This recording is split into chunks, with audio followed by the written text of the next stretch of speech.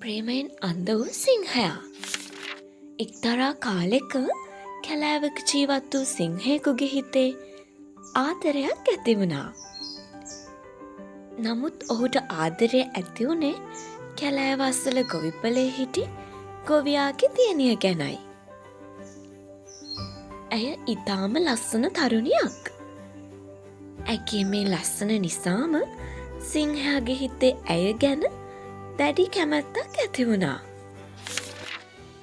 දිනක් මේ සිංහයා ඉතා ගාම්භීරව ගොවියාගේ නිවසට ගිහින් මා ඔබේ දියණියට ආදරෙයි. මට ඇයව විවාහ කර දෙන්න. මා ඇයට ඉතා හොඳ ස්වාමිපුරුෂයෙක් වෙන්නම් කියා ඔහුගේ අදහස පැවසුවා. සිංහයාවදුට ගොවියා ගොඩාක් බය වුණා. සිංහයකු වගේ භයානක සතෙකුට බැහැකීමට ඔහුට කොහෙත්ම ධෛර්යයක් තිබුණේ නැහැ. නමුත් තම එකම දියණියම සතෙකුට විවාහ කර දෙන්නේ කෙසේද? මොහොතක් කල්පනා කළ ගොවියාට ඉතා අපූර්ව උපායක් කල්පනා වුණා. ඔහු ඉතා බැගෑපත් ස්වරූපයෙන් සිංහයාට මෙහෙම කිව්වා. ස්වාමීනි, ඔබේ ශක්තිය ගැන මට කිසිදු සැකයක් නැහැ. නමුත් මගේ දියණිය ඉතා පියකුළු තරුණියක්. ඇය ඔබේ තියුණු නියපොතුවලට සහ උල්ලූ දත්වලට ගොඩාක් බයවෙයි. ඔබ සැබවින්ම ඇයට ආදරය කරන්නේ නම් ඇය වෙනුවෙන් ඔබට වෙනස් වෙන්න පුළුවන්ද? මම කුමක් කළ යුතුද?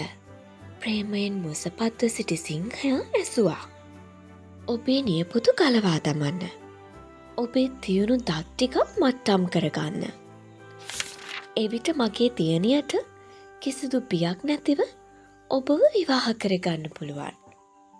ගොවියා කපටි ලෙස පැවසුවා.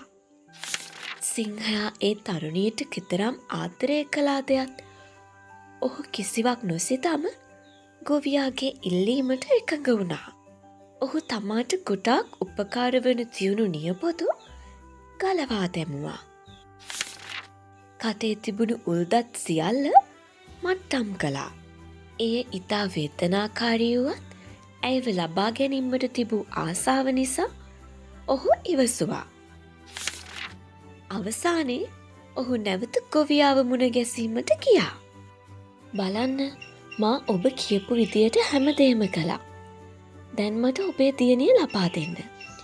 සිංහයා ඉතා ආඩම්බරයෙන් කිව්වා.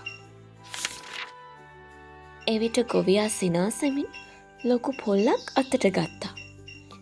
තවදුරටත් සිංහයාට බය වෙන්න හේතුවක් ගොවියාට තිබුණේ නැහැ. ඔහු තමාගේ මුළු ශක්තියම යොදවලා වැරෙන් සිංහයාට පහර දුන්නා. ඒත් ආපසු ගොවියාට පහර දීමට සිංහයාට ඔහුගේ නියපොතු තිබුණේ නැහැ. සපා කන්න උල්දත් තිබුණේද නැහැ.